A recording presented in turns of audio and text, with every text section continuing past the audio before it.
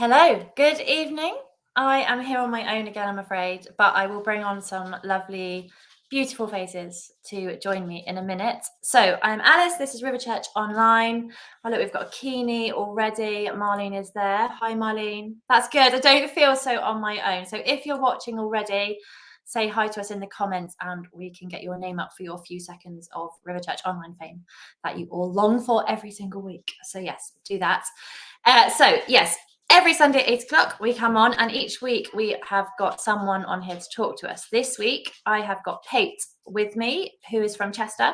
So she's going to come and chat to us about how Jesus fits into her real life a bit in a little while. I'll bring her on in a second.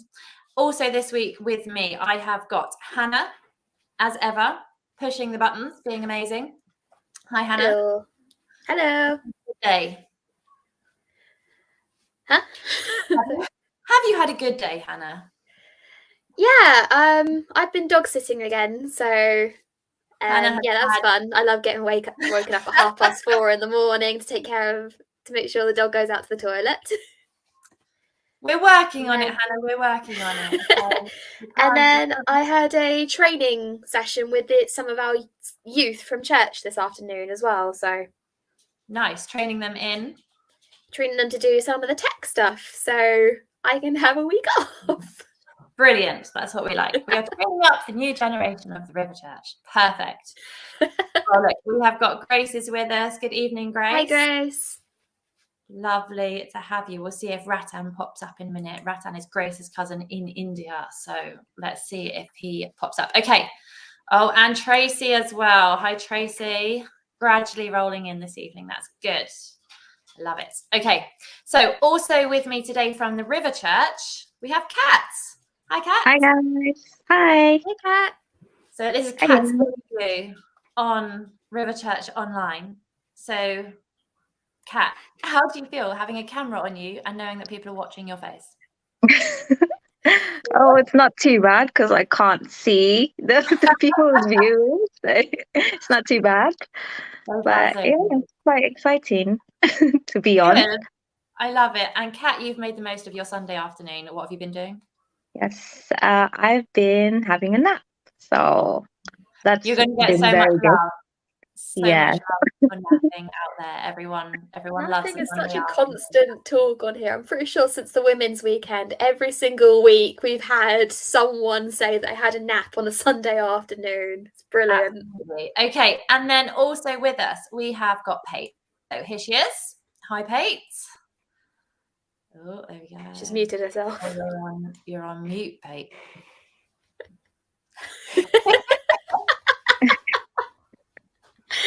You got this, Pate. Come on. There we go.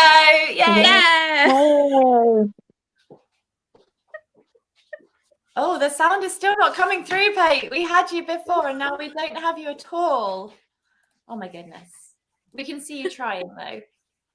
We love a trier. I don't know where it's gone.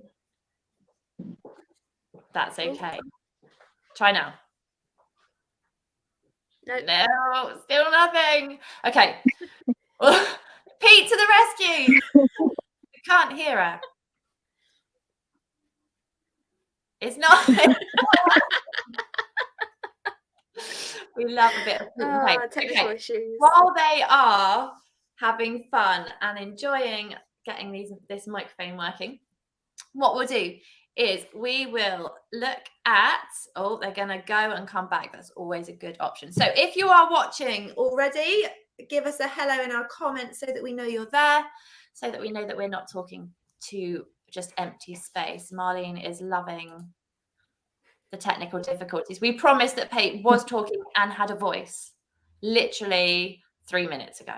Okay, so hopefully that will get working again. In the meantime, one of the things that we are talking to Pate about is part of our series at the moment. Is she there?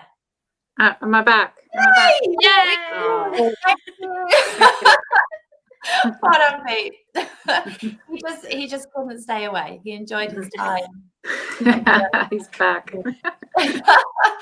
I love it. So before we begin then, Pate has a funny accent. Pate, what is your accent? Oh, I'm Canadian. Canadian. Can you give us a sentence that encompasses all Canadian twangs that we love? No, see, people say that Canadians say oot and a boot, but I say out and about, so I don't know. But I mean, perhaps we were oot and a boot today. I don't know. I feel like you've let us down. I feel like you've let the team down. I know. Maybe I'm not. I don't know. Maybe certain people in Canada say that. I don't know. But maybe that was a good. I don't know. But that was quite good. Don't leave. We love you and we want you to stay. But funny thing is, my Canadian friends were like, "Your English accent is so heavy," and I was like, "No, that can't be true." And but so hey, I don't know. Perhaps how long have you been in England? It'll be 10 years in November. Wow, that is a long time. Got my citizenship. Did you? Well done. Was that your aim? Yep, that was that. I love it. You can move on with your life now. Yes. All your dreams come true. Right, we've got Tracy. Hi, Tracy. Oh, Tracy's having her kitchen done last time. So Tracy, let us know if you're happy with your kitchen now. Hopefully it's all working for you. Brilliant. Okay, so the first thing we're going to do, we are going to talk about juggling things, okay? And not juggling things as in balls and flaming batons and things like that, but juggling things in life. Because one of the things Kate is very good at is juggling all the things in life, because she is a mum, she is a wife, she is all-round superstar with helping at church and also helping with running MLG, which is a conference in the summer that we told you about last week. Hannah, do you want to chuck that up just in case anyone is still interested? So it's in the summer in August, and this year's theme is I Am Not Ashamed. So it's a camping summer conference for just under a week in Devon, in one of the best places in the world, in my opinion. So yes, there is a link on there that you can follow or type into your browser if you're interested in finding out more. But we're all going and it's going to be amazing. So even Kat is coming, aren't you, Kat? Yes, and I'm excited to go because I haven't been camping before. You've not been? Oh, no, I haven't. So it's the first time. Have you got a tent? Nope, not yet. Still time. Yeah. Okay. So still gathering our equipment. Okay, so maybe if you're watching and you've got a pro camping tip for Kat, then you can put those in the comment as well. Or if there are essential items that you think you should have camping, put them in the comments and we'll have a vote to decide if they're actually important or not. Okay. Charlotte is watching. Hi, Charlotte with a wave. And Debbie as well. That's good.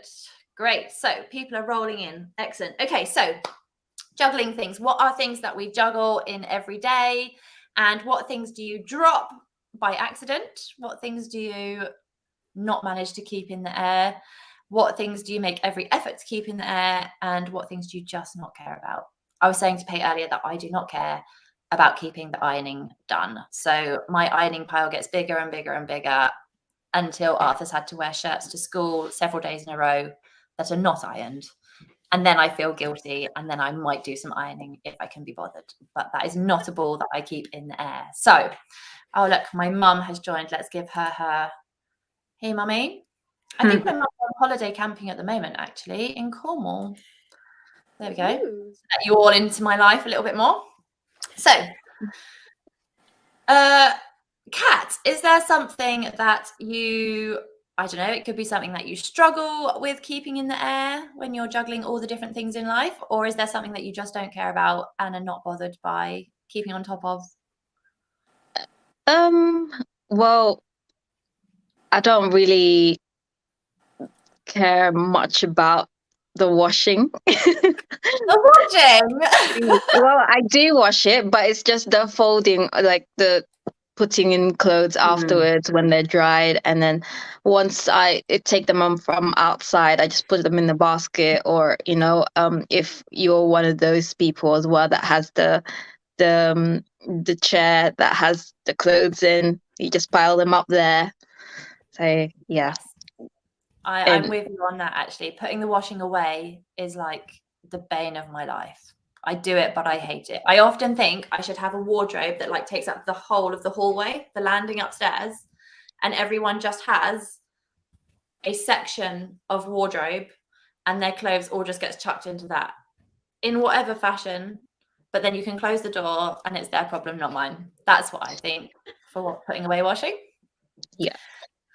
Hey, what do you is there something you don't care about keeping? Yeah, I'm also fairly rubbish with ironing, and I just shake it out. If it's not looking too wrinkled, I think the kids and I can wear it. Pete will do his own shirts for work and stuff like that. You can't count on me to get that done. Yeah, I don't ever clean the car ever. I just don't care. Pete will get that done for me every once in a while, but I love it. yeah, it just doesn't bother me. That's great. We've got Debbie is also saying ironing. We've got a lot of people, I think, probably on the same page as us on the ironing front. Brilliant. Okay, Hannah, is there something that you're not bothered by? Not ironing. I'm going to take it away from you. Nothing washing related. Matching up my socks. I'm not exactly. It kind of started as kind of just something to annoy my mum. And then I now just don't bother when it comes to matching socks. So I will wear odd socks more often than not. Sometimes I used to purposely like make sure they were odd, but now it's just automatic. So it's just like, yeah, I don't care about making sure they match. Just shove them away. It's fine. We have an odd sock bucket in our house. So when stuff comes out of the wash, if I haven't hung it up on the line like together with its pair, when I take the washing off the line or off the airer, all socks get put in this bucket, and then maybe like once every 2 weeks. We have a lot of socks in our house, so there's always socks for people to wear if they want to, or they can find their own pair of socks from the odd sock bucket. But then every 2 or 3 weeks I'll go through it, and then I end up with this like great big whole wash basket full of pairs of socks, and it's beautiful, and I always feel like I've achieved something great when I have done that. So yeah, there we go. Here we go. Tracy saying, I generally don't iron my clothes. Never been keen on it. Used to be teased about it at work. Oh, Tracy. Well, you do you. If you're happy, that's fine. And Marlene used to iron for 3 hours. And that's a ball I've decided to drop when Z was a tiny baby. Yeah, so when her oldest child was born, something had to go. That's fair enough. I think ironing is something that should definitely go.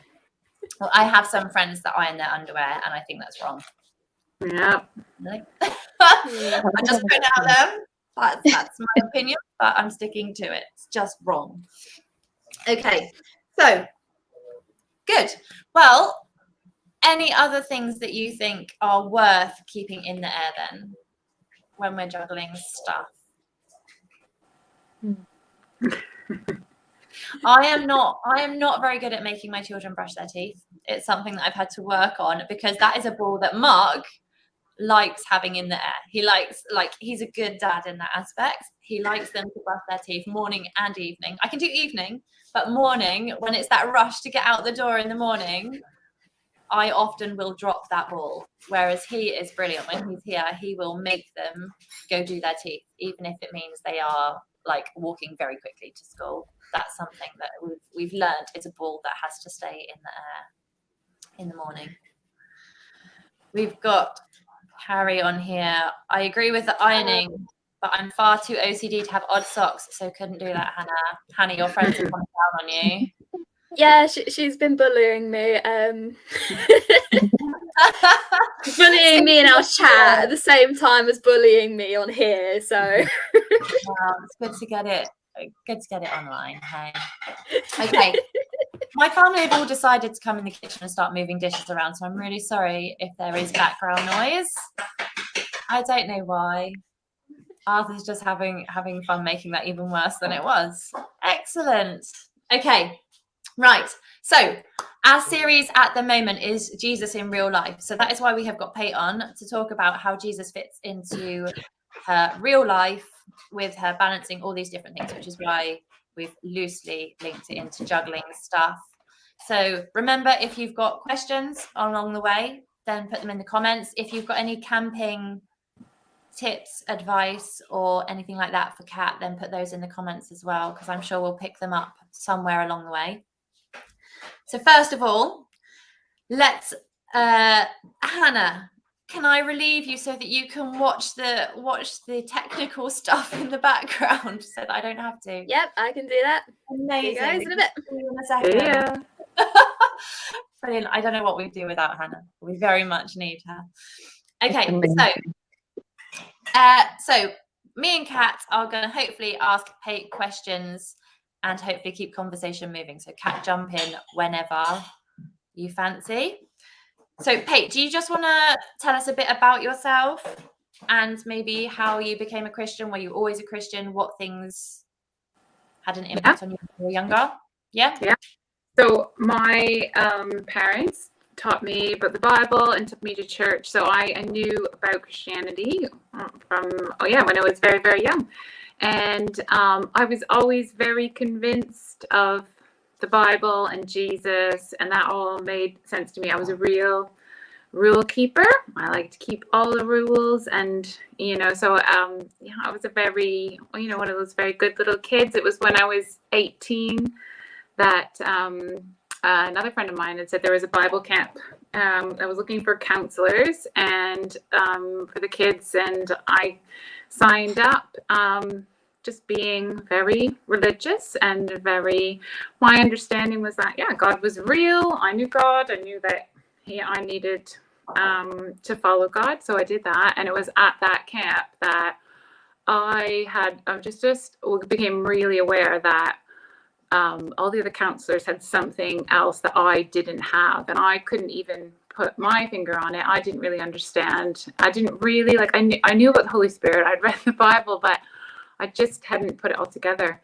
And it was just during that week that I asked God to give me what they had, because they had so much. They had a lot of joy, and they had a lot of happiness and excitement and passion, where I was a very, very kind of religious. And that was my approach to the Bible, and because you should do good things because you should do good things. And so it was after that just changed my life. I probably cried for a week after that because I just didn't know what to do with it all, and the experience, and I absolutely loved it.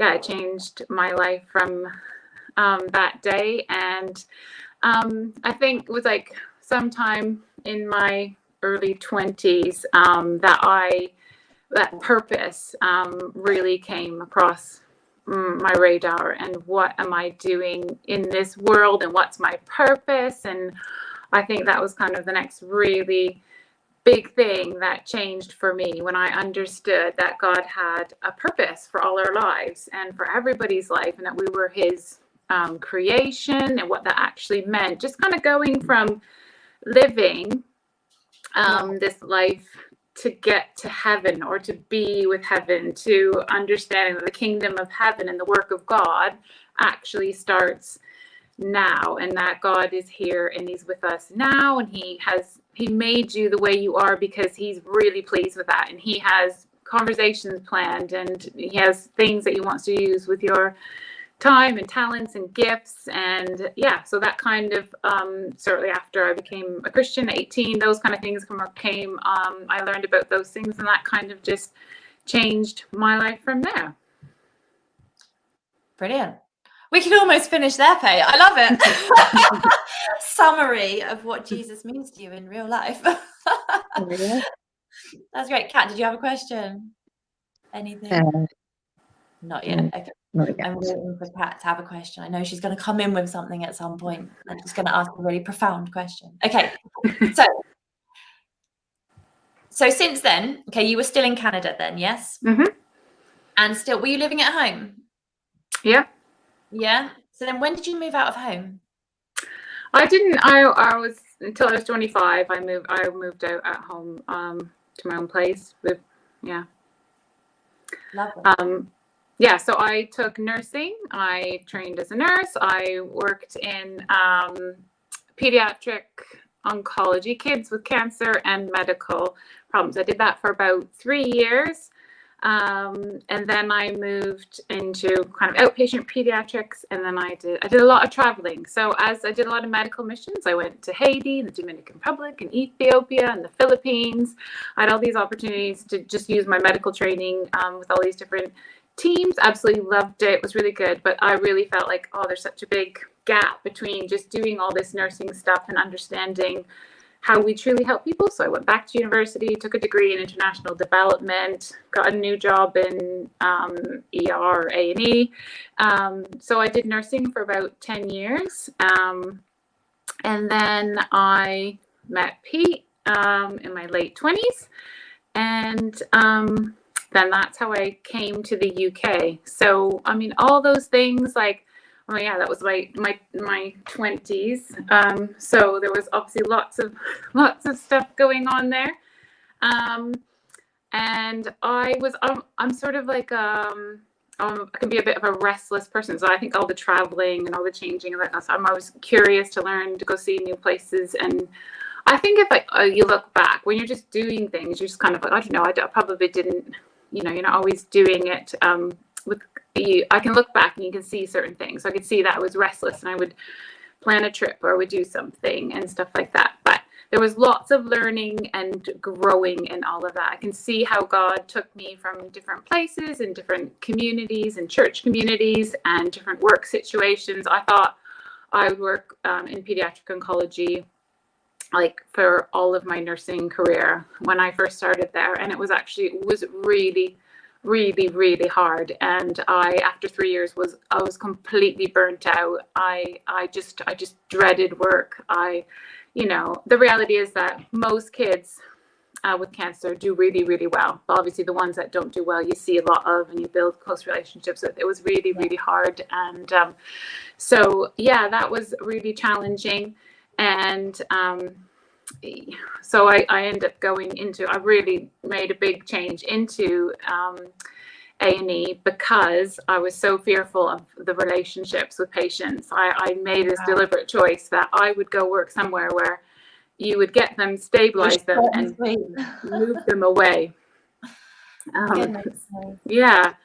So lots of learning and lots of growing, and there was stressful and there was lovely times, and all of that. There was just a lot of God's faithfulness as he just kind of takes you on that journey of life, and you learn stuff about yourself and the world. And I had lots of very positive experiences. And yeah, so then fast forward, I met Pete. Bit of a crazy story, but I thought, bullet point the story for us, Pete. You can't say that and then not share the story, but just bullet point it. He actually met a really good friend of mine on an online dating site, and then when she met him in person, she decided that he was not for her, and said, I think you should go for him. And I said, I don't want your rejects. And then a year later, I thought, oh, actually, he's a really nice guy. Why don't I give this a try? So I did end up moving to the UK for 6 months. We thought we should probably date in the same place. So I took a leave of absence from work, and I never moved back to Canada. That was 10 years ago. So we got married, and now we have 2 kids. Yeah. Life goes on. Hey. So obviously when you're probably like one of the most qualified people we have had on here, like qualification wise and intelligence wise, at least in terms of medicine, that we have had on here. If not in everything, to be fair. Yeah. Our ball pool is not huge in terms of education. I'm sure I shouldn't say that. That's unkind on the people that we have had here, but it's probably true. So all that time when you were doing your studying and working in the hospital, there are rules that you can and can't bring your faith into work with you when you're working in the hospital. Was that easy, hard? Were there certain things in the hospital that you like either in the pediatric oncology or in the A&E situation where you were challenged maybe about how you could incorporate your faith in that, or did you just keep it completely separate? No, definitely. There's lots of I think working with the kids, that was something where obviously I think people obviously think a lot about faith, and they think a lot, especially if their children have a terminal illness. So that always became quite evident, and that was like, so I mean, if people, yeah, there were Christian families, and there were, families of other faiths as well. So you could interact and talk about it. I would say it was much harder when I moved into ER. It's just a different atmosphere. And I would say that as a Christian, I just floundered around a lot to find my place with my work colleagues, with the patients, when something was really going wrong. And because, you have a different, in life and death situations, when you have a real comfort and assurance of life after death, it's quite a different experience than if you don't.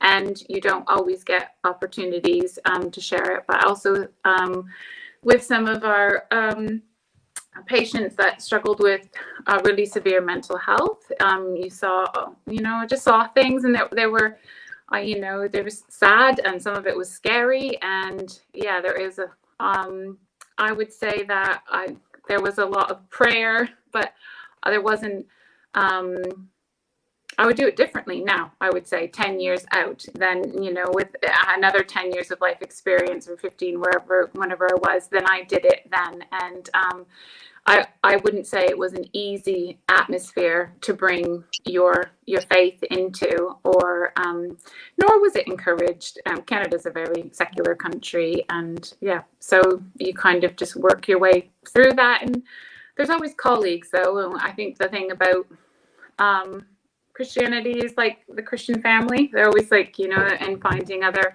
people that share that faith with you, and that connection between that is always, significant. Yeah. That's amazing. Go on, Kat. So I was just gonna ask, if your workplace, do you have a lot of Christian colleagues to kind of if you're going through something, like if I have a difficult day or something you're going through, you can talk to them about it. Mm-hmm.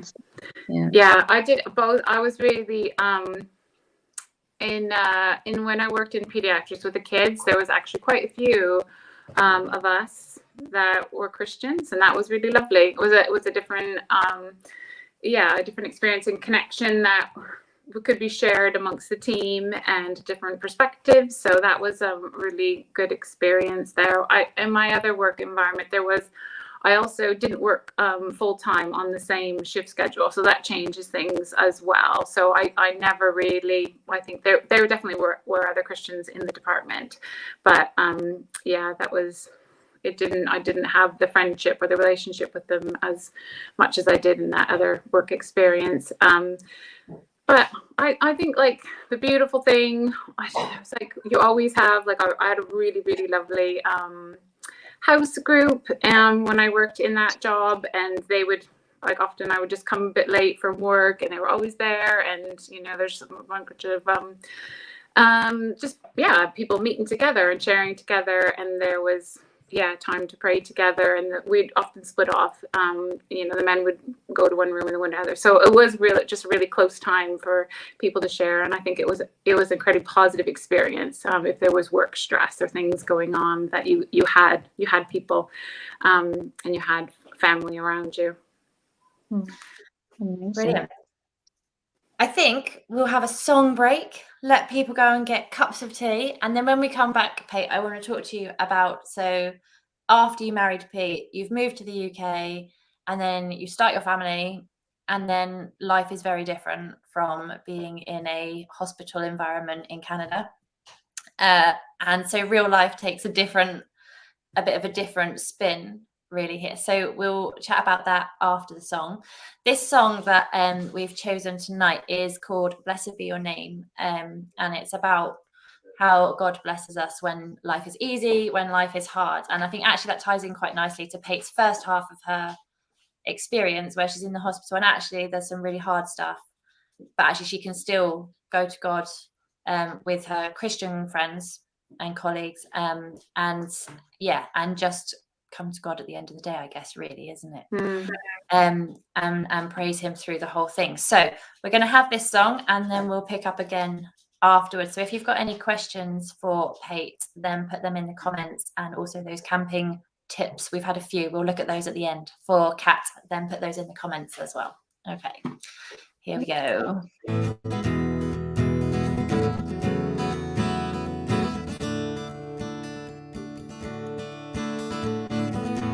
Blessed be your name in the land that is plentiful, where streams of abundance flow. Blessed be your name.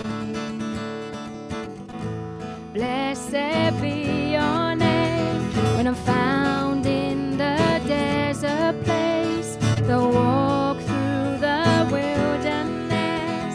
Blessed be your name.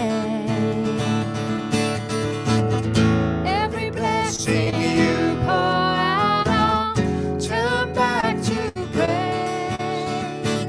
And when the darkness closes in, Lord, still I will say, blessed be the name of the Lord.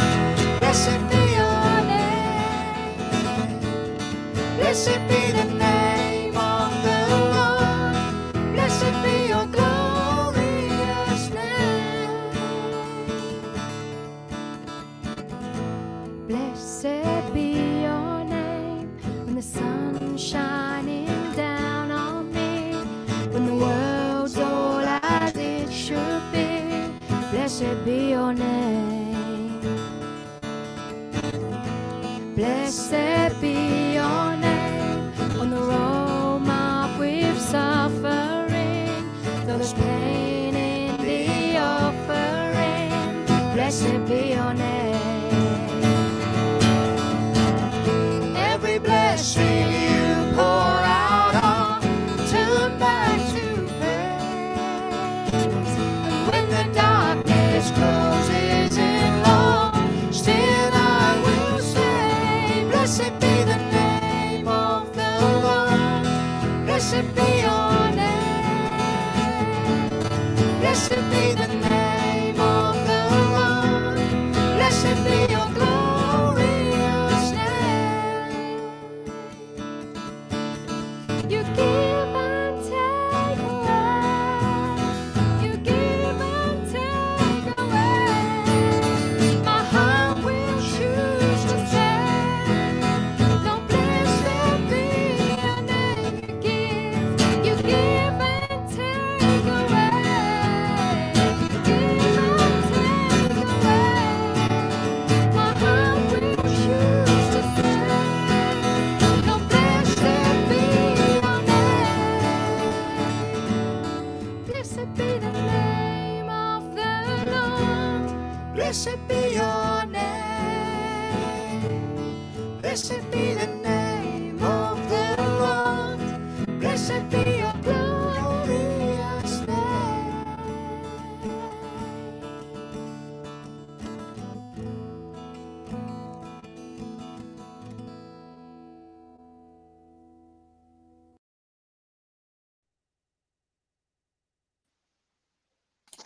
There we go. Just saying hello with my mic on mute then. That's good, isn't it? That's good. So thank you to Tim and Jana for doing our song recordings for us. Hopefully that was okay for you. It sounded okay where I was. So yes. So before we start questioning Pate again, I've got a couple of videos to show you of some of our men doing some juggling. Okay, just to lighten the mood before we start talking about juggling things in real life, thought we would get these guys to show us what they can do. Now we have got Mark did it for me, and of course he had to talk with a silly accent over the top of it, so I apologize in advance. So here's Mark juggling, okay, just for your enjoyment. I do juggling.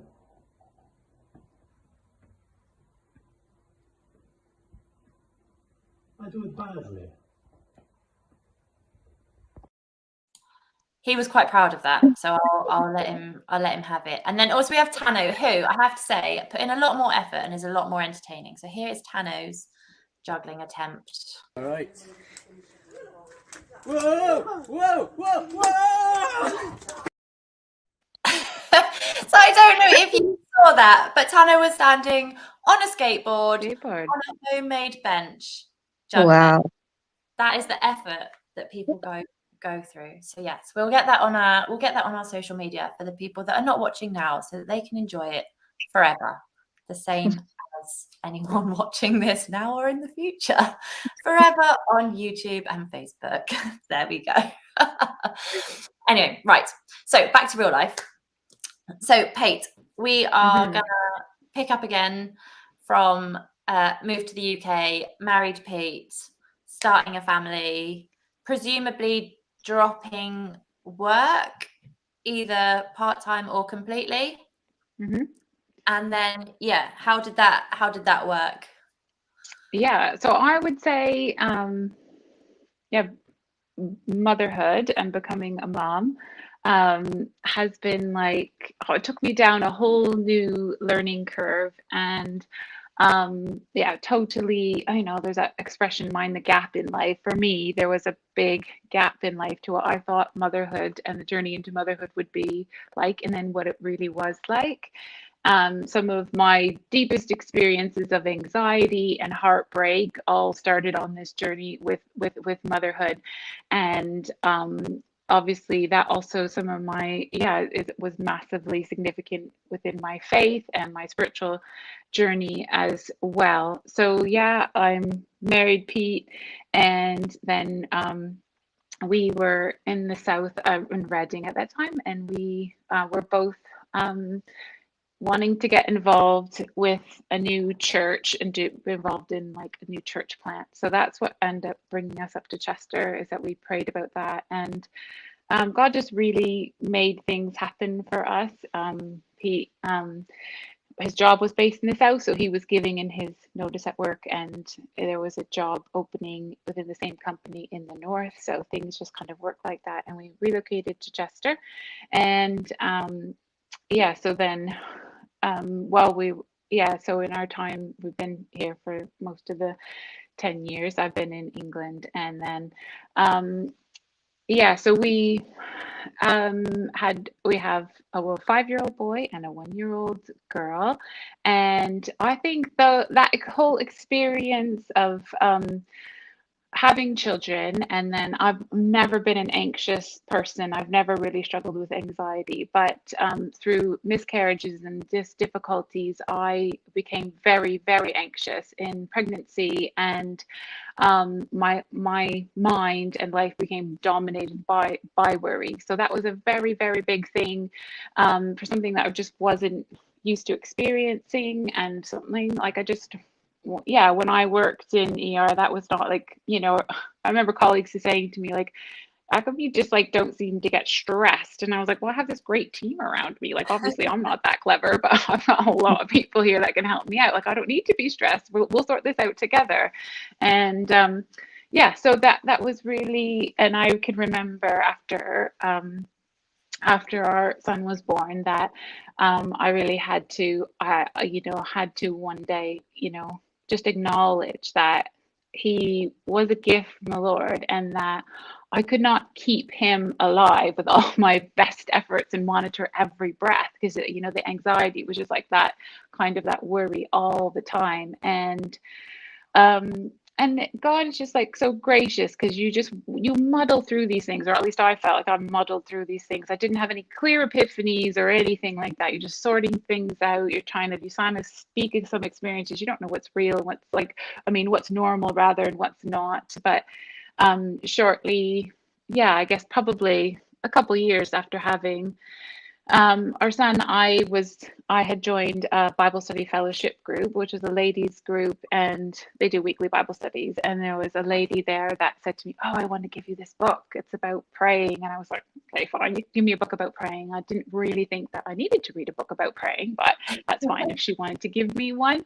And that book changed changed my life. Like it went from being like praying to being like, you could like have conversations with God and Jesus and the Holy Spirit about everything and anything all the time, anytime. And I remember once being in a group and another lady saying to me, and I think the beauty of Christian community is that people all share their experiences and you learn so much from each other. And she did not grow up in a religious or faith-filled family. So she didn't have habits or ideas or even words or language that Christians can get caught up and use. And she was just like, all this talk about a quiet time, like that's never even come into my head. Like I just like chat with God all the time. I'm doing the dishes, I'm doing this. And I was like, oh, okay, like, I want to become more like you. Like I don't want to preserve all this stuff for like the 20 minutes when I have some quiet time, which may or may not happen. Just having these conversations with Jesus and just chatting with him about everything and being able to say, this baby is so precious to me, but it's a gift from you, and I'm going to learn how to hold my babies with open hands and just trust God to help me and to care for them and be with them and take care of them, but to not be to feel that anxiety of wanting to check on them every 10 minutes when they're asleep to make sure their chest is rising. So yeah, big learning curves into the journey of motherhood. And I think now Catherine is one, our daughter, and it was much, the second pregnancy and having a second child was, God taught me a lot, and it was much, I can say, thankfully, it was much easier. And things did creep up again, but it was much, having gone through that the first time, it was good. And I think now there's more of a focus, like if I would say, how, do I do things different than, people that don't have faith? I think I'm like how the message in 1 Peter, it says like you need to journey through a life with a deep consciousness of God. And I just like how that's written, because it's like, everything to me feels much more intentional, and I like that bit of it. I can look at motherhood, I can look at friendships, I can look at church, I can look at my garden, I can have this intentional consciousness of God in it, and it's not heavy for me. It feels like that gives the purpose and the joy in it, and it roots me and it helps me to enjoy these things. And someone was sharing like, oh, when I think their parents often left a little note with them in their school bag or something, and wrote something inspirational. I was like, oh my goodness, can you imagine daily writing a note and putting it in Lucas's book? Like, yeah, would this happen? And I was like, all right, okay, I drive the kids to school. So I was like, okay, you're driving, just maybe a few mornings a week, try to think of something, try share something, try have a conversation, try to, be just, and it's really like, just really sweet. It's it's like a 7-minute drive, and maybe the conversation is 30 seconds long, but I love it. And, one of the little things that I'll talk about is like, what's the most important thing for your day? Being good? No, that's not right. What's the most important thing? Listening to my teachers? No, that's not right. What is the most important thing? And, and it's like, it took a week or so. It's like, okay, God loves me, and God loves to have lots of fun and wants me to have fun today too. Yes, that's the most important thing for your day. Like, just that you get to like take God and bring him into every area of your life and your kids' life, and to share truth. Because I think nowadays, the reality is, like, in our postmodern, our post-Christian world, we could even say, like, there's a lot of lies about happiness, a lot of lies about morality, identity, all these things that are just subtle. It's in advertising, it's in the stuff that we watch, it's in the books that the kids are reading. It's all these things that are just such mixed messages. And I guess, to me, like, what I want to do different is that I want to instill real happiness and real truth. And we talk about, I don't know, somehow we got on this conversation about, the richest man in the world, or the second richest, I think, whatever. And it was like, wow, you must be so happy. I'm like, no, that's the thing. That's the thing. You could buy all the toys in the world and there'd still be sadness in your heart, because like, it doesn't bring us happiness. So we get to have these conversations, and I get to have these conversations with the kids. And I like, there are practical things that we choose to do differently because of our faith. But well, I guess what I'm learning, and I'm early stages, my boy's 5 and my daughter's 1, that it's the everyday and that intentional stuff of turning your day around, and what does this look like, and why are we doing it like that, and where can we laugh today and have fun and remember who we are, why, and just creation. That's really big for me because God speaks to me a lot through nature and I enjoy it. So that's it. We have a little bit of a garden, and then we have our little veg patch and growing stuff together and being in there, and slugs and snails, and we have this conflict that they're wonderful because they're God's creation, but then they're eating our lettuce, so we're throwing them over the fence, and just like everyday little life things. And that's kind of where we're at this stage right now in our family. Brilliant.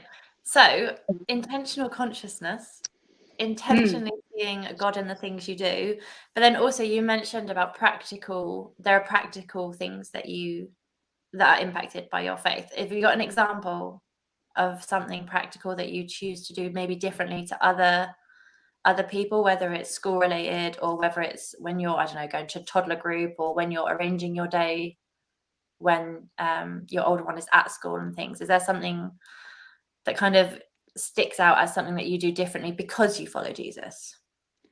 Yeah, I think a lot of that too is just how do I use my time, and and what am I caught up with, and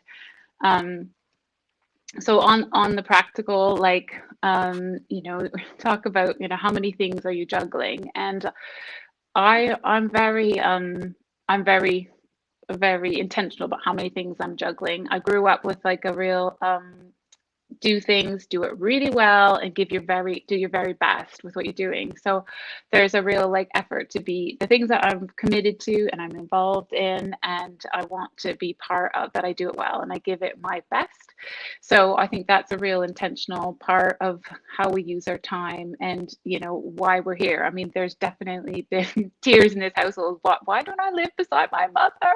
I want my mother to help me. I need a babysitter. I want this. It's like, but I'm choosing to live here because we really felt that we wanted to learn about church planting and starting new churches and what's that look like, and building church community and what it is. And so like you have to have that in your mind when you're doing something, when it's like, well, I could just, I don't know, I could be in Canada. I've got a mega family. I've got 4 sisters there, and we're all quite close. And so it's how to use your time. I really Sunday school being part of that. It's not like teaching in the kids class, that's not optional for me. In the sense, of course, it's optional, and you don't have to do it. But because I love sharing the gospel with the kids, I love that intentional bit of it to me. So that's like Sunday mornings are set aside for that. So, what are we choosing? Obviously, lots of other things happen on a Sunday morning, but I'm prioritizing that as our family time and our priority to do that.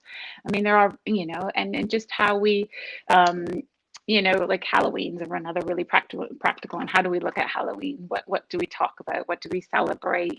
Having conversations about it.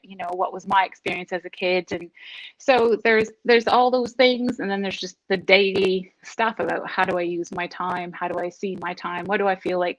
Yeah, look, this time that I have and the talents that I have and the gifts that I have, how can I use them daily to benefit my family and do things that build that happiness and joy into yourself and into your family because of who God made you. That's lovely. I love that. I love it. It's good. So what do you do to relax, Pate, for you? So when you have child-free time, what do you do to like let your hair down? So my garden has been really big in the last couple of years, and also I dabble in a lot of things. So I'll go on a crochet thing, and I'll go crochet mad and make some stuff. And then I'm not really good at it. See, I don't spend a lot of time on things. I'm a bit of bit of my personality. So, and then I'll just get tired of it. So I have a really gorgeous half-finished crochet blanket in some cupboard in the house. And then I really want to learn how to do watercolor. So I took a course in that, and then decided it was very, very hard to get very good at. I want to do good stuff. So quit that, picked up acrylics, and I've been messing around with acrylics, and now I'm into oil pastels.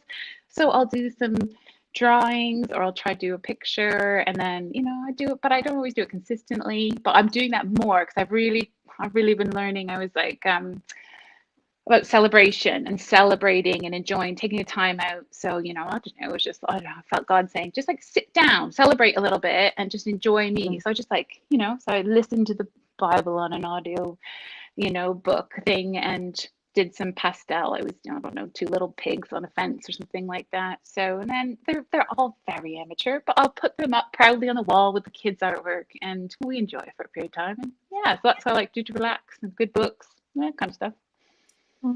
Amazing. I love a bit of art therapy. Yeah. Yes, and it's a bit like worship, really, if you're listening to the Bible while you're doing it, somehow it cannot translate to what you're listening to. So, but yeah, I love that. Even if it is pigs on a fence. Like, which bit of the Bible you were listening to at that point, who knows?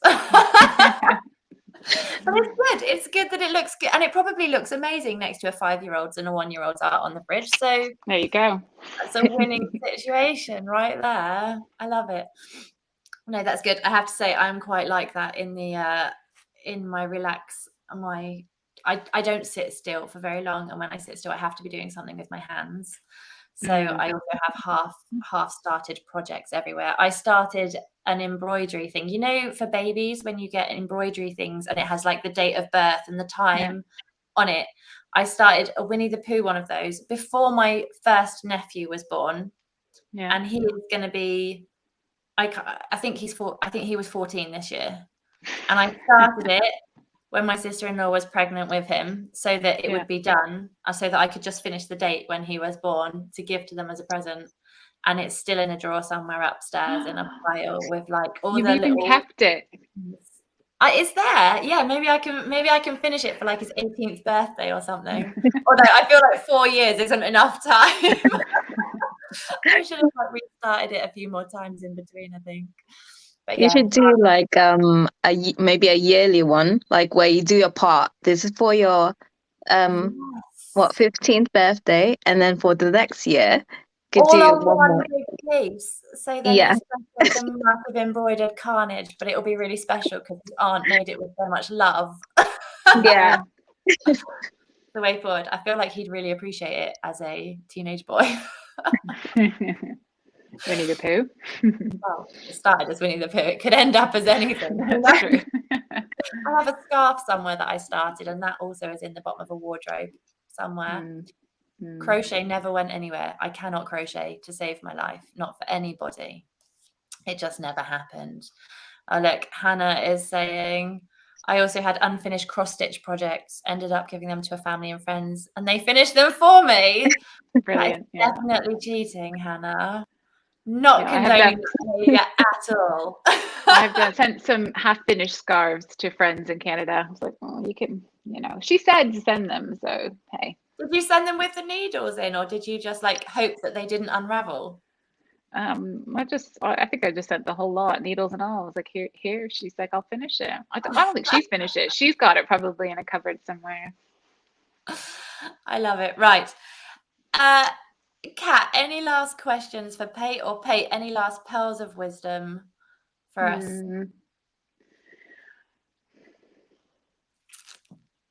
I think you just need to be encouraged. Like, your life is purposed, and God has given everybody times out. There's a lot of people feeling just no confidence, lack of confidence to just even to do something or try something. And I get that it can be really hard and like it can hold you back. But I think to understand that God has given you time and talents on this earth, and he's really pleased when you just take that little step of courage just to do that for yourself, for your family, for your neighbors, for the greater kingdom, whatever it looks like for your church, and to understand that these days are purposed.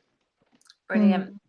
The one thing I think that if you're watching and you don't if you don't follow Jesus for yourself and you're just watching because you're interested in what people have got to say and chat about, one thing that Pate said was about praying and about how she had a book that changed her kind of perspective on praying from being a chunk of time in the day of like sitting down and concentrating and praying, which is good, but to having conversation with God, having conversation with Jesus through everything throughout the day. And I think that's something as well that is worth doing, especially if you're juggling 60 million different things every day, whether it's work, friends, driving, kids, whatever it is. It's not that difficult to talk to Jesus. So even if you don't follow him, even if you don't go to church, a challenge for you is to try it just for a few days, and it might feel really silly, but actually just having a chat with Jesus is definitely worth trying. So let us know if you have a go at that. We would love to chat to you if you want to know more about any of those things. So thank you so much, Pate, for sharing your story. Thanks, We might Kate. have you, we might maybe pin you back in to explore this whole online dating thing. Maybe we'll pin you down for that at some point. So, just quickly before we go, then, Pate, it would be really good if you could pray, just a short prayer just to finish us off, and then we've got a couple of people with half finished craft projects that we'll just have a quick chat about before we actually sign off. But do you want to pray first for us, Pate? Yeah. Lord, thank you. Thank you for this time together. Thank you, Lord, that your love for us is just incredibly great and massive, more than we can even understand. And I thank you, Lord, for your generosity in my life and the things that I've been able to share, Lord, and how you have just been so faithful, Lord. And I just pray for people tonight who are needing the love of their faithful Father. And I pray, Lord, that you will just speak to them and that you will reach them and teach them, Lord. And whether they need just to hear from someone else or from a friend, Lord, that you just give them the courage, or the person, Lord, that you would just meet them tonight, Lord, where they're at. And we just continue today, Lord, that we would continue to use our lives and our time and just all the different things and our personalities and the stuff that we have in our lives that we love to do, just to bless other people, to bring happiness, to share your goodness and your joy. We're just so grateful for you, Lord. Amen. Amen. Okay, so my mum's asking a sensible question first. Like, what was the book, Pate? Can you remember what it was called? I think it was like, it's The Power of a Praying Mom, one of those. And there's loads of, I think, I can't remember the author. The Power of a Praying Mom, I think.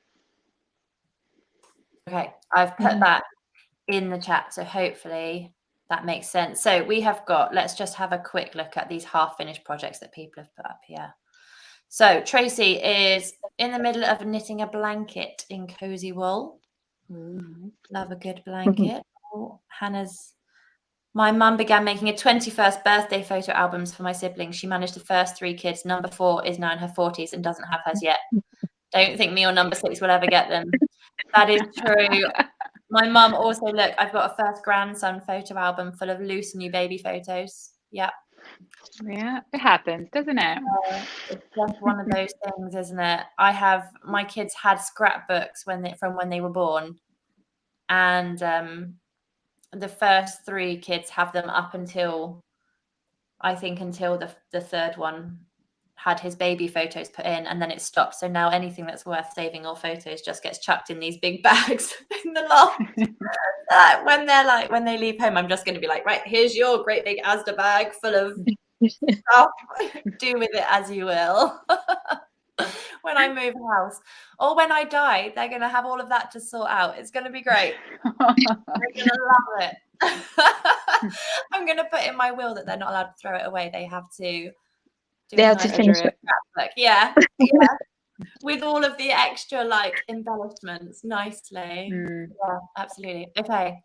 And then just for you, Kat, Tracy says layers at night when camping. Have something to put on your feet to go to the toilet in the night. Have them ready. And maybe a torch and extra batteries so that you can reach them So there you go. Oh, great. Mm. Thank you, Tracy. There you are. You're a grown-up, so hopefully you wouldn't need my essential item, which is a pea pot for my children for in the middle of the night. I think you can probably make it to the toilet, providing you're not too far away from them. It'll be fun. Yeah. I would say bring your winter duvet. No sleeping bags. Go with the winter duvet for the bedding. It might smell a bit campfire when you get home, but it's just the sleeping bags. There's just no comparison. Although, right, I agree with you to an extent, except that a few years ago, Mark and we realized that the sleeping bags we'd been using were like from our teenage years, or like from our, probably maybe when we were 10 or 11, like from home. And they were so gross and so thin. So we upgraded and we treated ourselves to some proper camping sleeping bags. And I'm telling you, like, even on a cold night, you just need one more blanket, but you don't need to wear socks if you don't want to. Like, it's amazing. You don't have to sleep in socks, 2 pairs of trousers, hoodies, the whole lot, like with the hood up. You can just actually sleep. So if you are at all inclined to go camping more often, Worth the investment. Wow. save up and buy a good sleeping bag. Yes, it's the way forward. Wow. There we go. Very Right. interesting. Oh, Charlotte is saying just get a box and call it a memory box. That's a good cop out, Charlotte, I feel. I like it. I like it. A good working way forward. And if you fancy, I suppose you can put their names nicely on the top of the box so it looks like you do care a little bit. Because you do. Absolutely. We care very much for these things. Right. Thank you so much for joining us, Pate. Thank you, Kat. Thank you to everyone who is watching. Oh, Hannah has memory boxes for each child, but they're all full already. Well, amazing. Somebody did say once they take a picture of their children's art stuff on their phone instead of keeping the actual artwork, which I thought was quite a good idea. And also, actually, here's a good thing. I started an email address for each of my children when they were younger. And so now I email pictures that I take on my phone. I email them to their email address. So when they're old enough and they get their email addresses for themselves, they're going to have inboxes. Oh, wow. I love really that. nice. Well, it will be nice, except that if I'd thought about it, I would have uploaded them to their Google Drive that goes with their email instead of as attachments to the email. So they'll have that one. Never mind, hey, or 15, or whenever they get their email addresses. Right, we're digressing and going completely off topic here. So thank you. We will say goodbye, let you all get on with your Sunday evenings, and we will be back next week. Next week, we have with us Mark. Oh, there we go. Oh, Hannah pressed the button and me there. Got keen. So we are joined by Mark, who is, I want to say lawyer. He may call himself a solicitor. I'm not sure which he actually calls himself. I should probably check that before putting it out in the week. He's one of them. I don't know if they're different even. No idea. He's also a father, a husband, loves cycling, as do all the other men in our church. And has fostered as well. So that will be a very fun evening. And I think that Mark is back with me. My Mark is with me next week. And also I think Terry is joining us online next week too. So there we go. I will set you all free. Thank you very much for joining us. And we will see you next week. Bye, Kat. Bye, Alice.